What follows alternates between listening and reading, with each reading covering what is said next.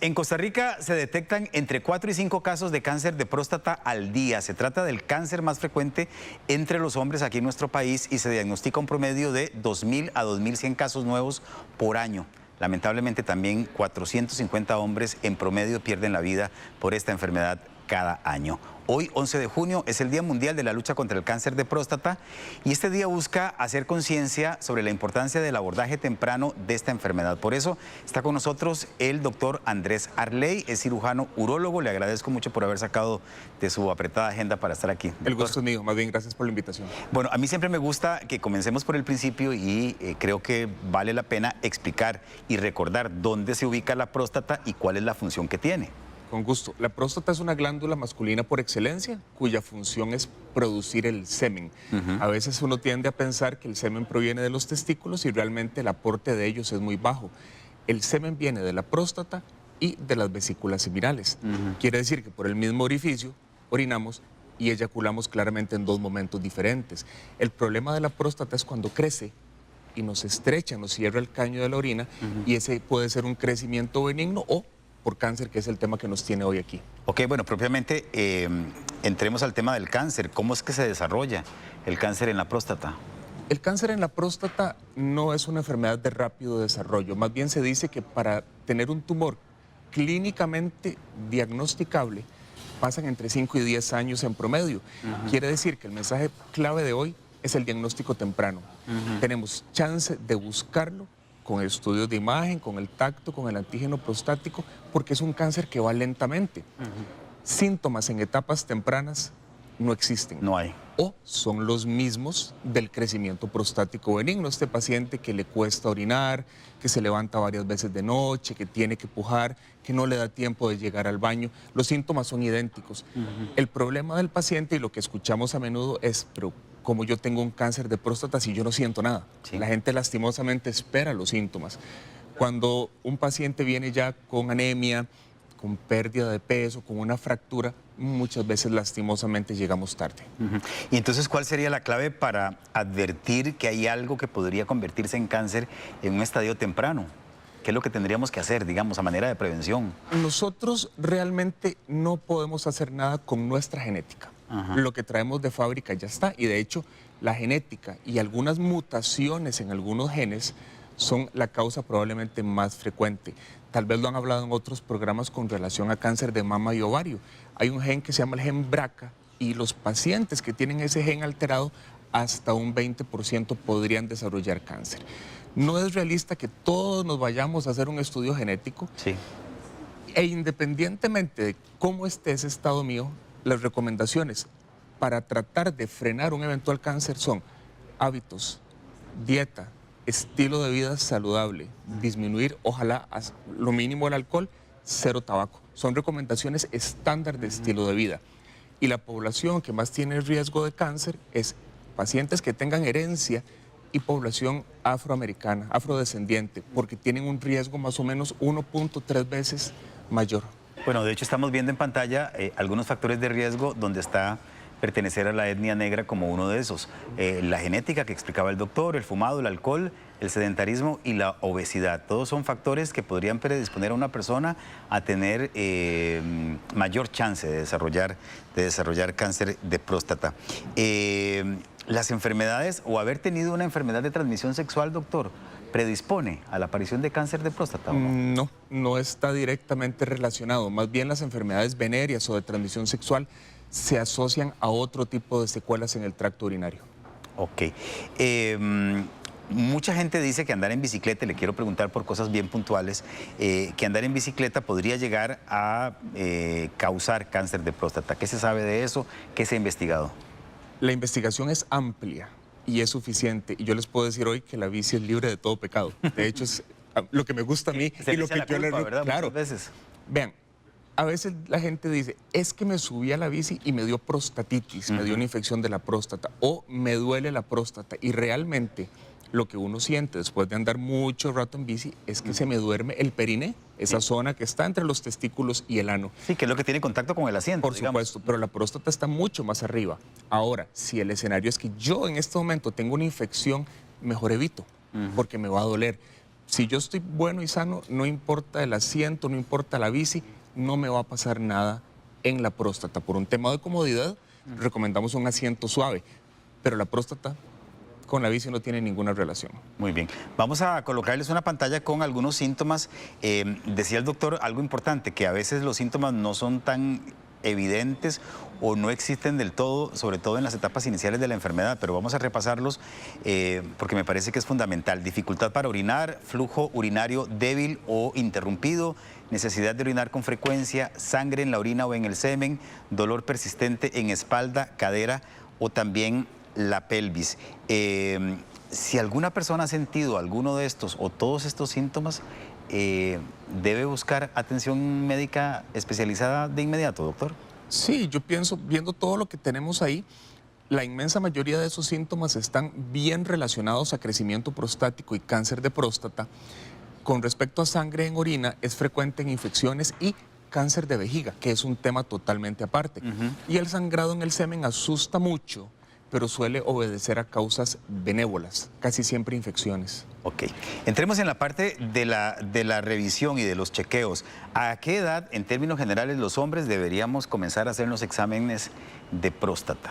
Siento yo que esta es la parte más importante y aquí es donde quiero hacer un énfasis en particular.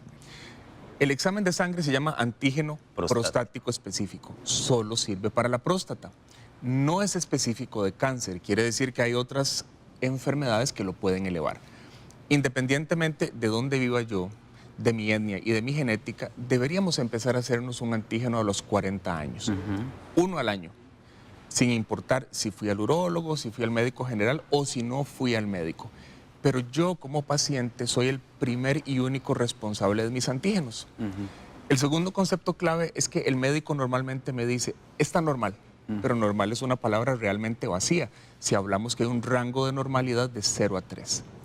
Si yo soy un cuarentón, ojalá mi antígeno esté como entre 0,6 y 0,7. Si yo soy un cincuentón, 0,7, 0,8. Esos son los valores promedio.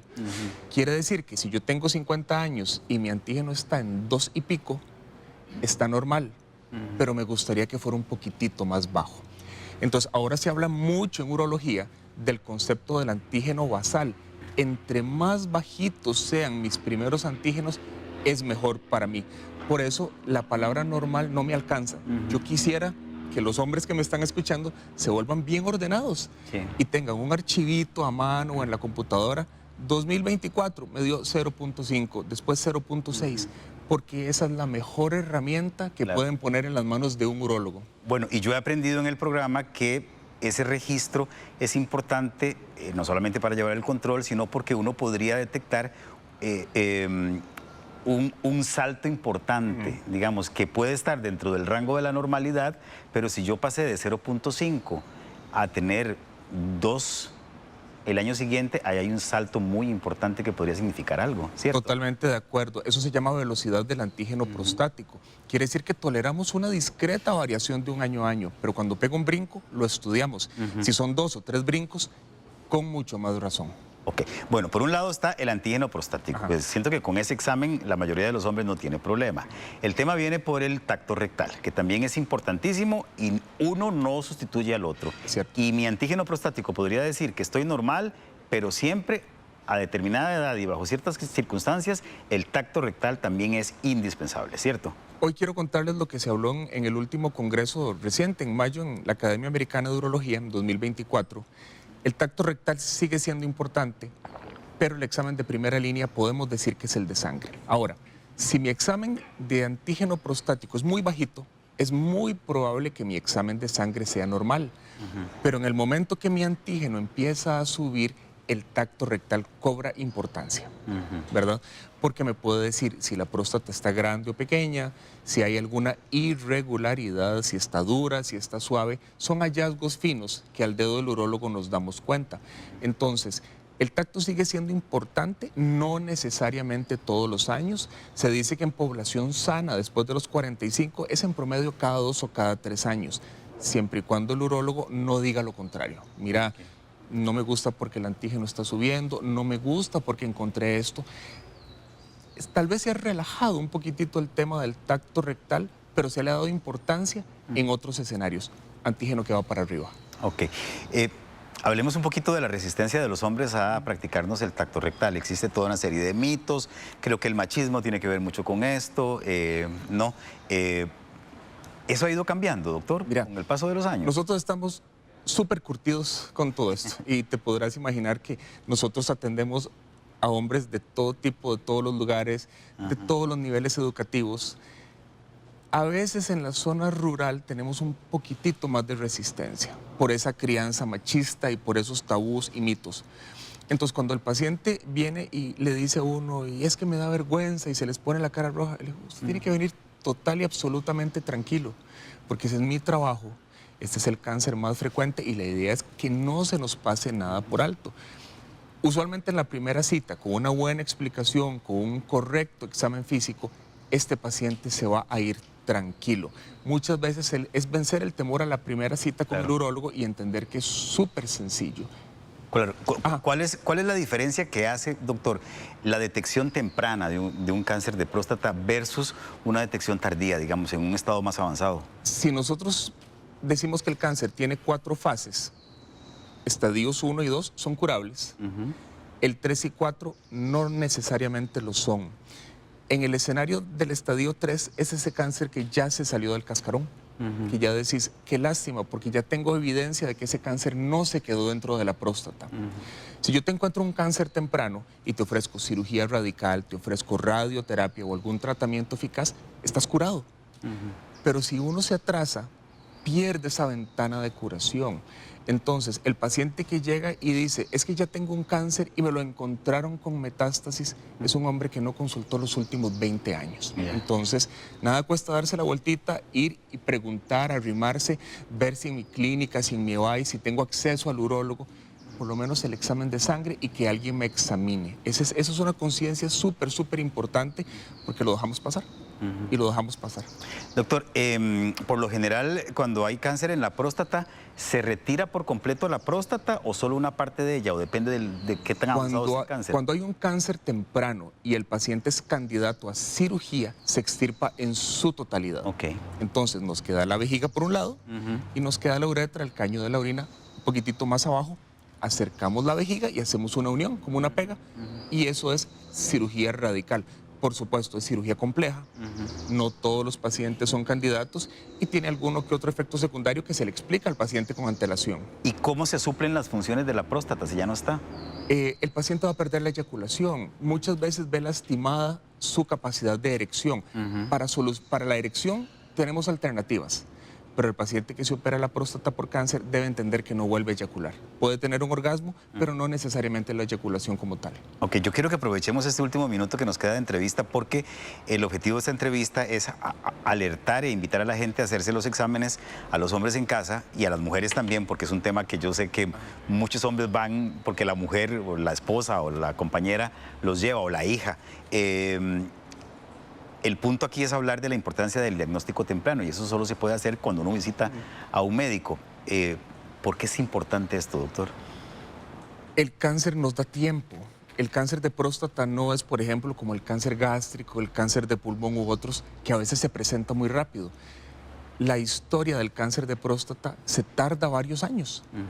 Que yo llegue con 65, 70 años con un cáncer avanzado significa que no me revisé los 20 años previos. Es preferible ir al urólogo y que me diga, estás pura vida, anda tranquilo, vuelve en 2 años, pero yo quedé con mi conciencia tranquila de ya me revisé. Es el cáncer más frecuente en hombres, más de 2.000 pacientes nuevos por año y una mortalidad que se acerca a 450. Y muchas de esas muertes fácilmente se pudieron evitar con un diagnóstico temprano. Muy bien, ahí tenemos en pantalla una valiosísima oportunidad para revisarnos. La Asociación Pro Prevención y Lucha contra el Cáncer de Próstata, APRECAP, realizará este sábado que viene, el 15 de junio, una jornada pro lucha contra el cáncer de próstata. Es un evento gratuito de 8:30 de la mañana a 2 de la tarde en el auditorio de la Unión Médica Nacional en el Colegio de Médicos. Habrá desayuno, charlas con diferentes especialistas, médicos disponibles para consultas y rifas entre los participantes. Pueden inscribirse en la página web aprecap.org o en el Facebook a Precap. Aprovechen la oportunidad y todos los que puedan, dense una vuelta. Ahí vamos a estar el sábado un ratito. Muy De bien, hecho, la doctor. idea es explicar generalidades del cáncer, cómo prevenir, cómo diagnosticar tempranamente y de qué opciones dispone el paciente. Muchas gracias, doctor. El gusto es mío y siempre un honor. Gracias, gracias. Suscríbete a nuestro canal de YouTube para acceder a todo el contenido del programa y estar atento a las novedades.